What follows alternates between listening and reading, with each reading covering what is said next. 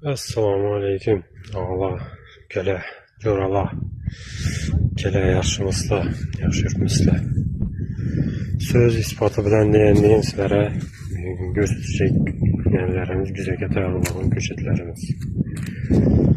Havasan üstülərini qırdık elə.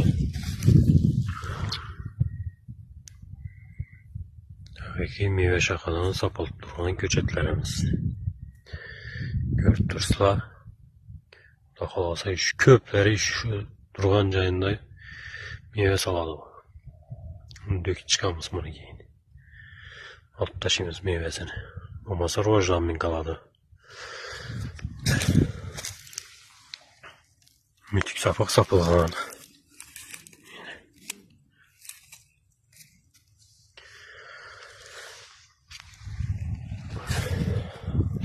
Mütük sapıqla Gözetin niye anamlam oldu, telefonu sonra anamlam oldu. Şu an video kullanmadık. Ben senin özünün vaxtı var. Azı gözetkenimiz bilen bu vaxtı mən hazır. Sapışını. Daxalasa Ağustos ayında mütük sapını gözetip sapış vaxtı, günü, birinci polya, ikinci polya deyən nərsələrəm gözetip ötəmiş o daxalasa. Düşünce verip gidemiz. Düşünce bizden yok etmezse abone olup koyasla. Like basıp paylaşkede olup dersanızla o da kalasa.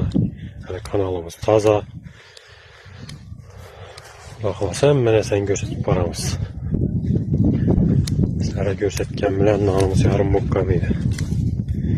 Kervan bir rızkı bebek dedik o. Sağ olasla, selamet olasla.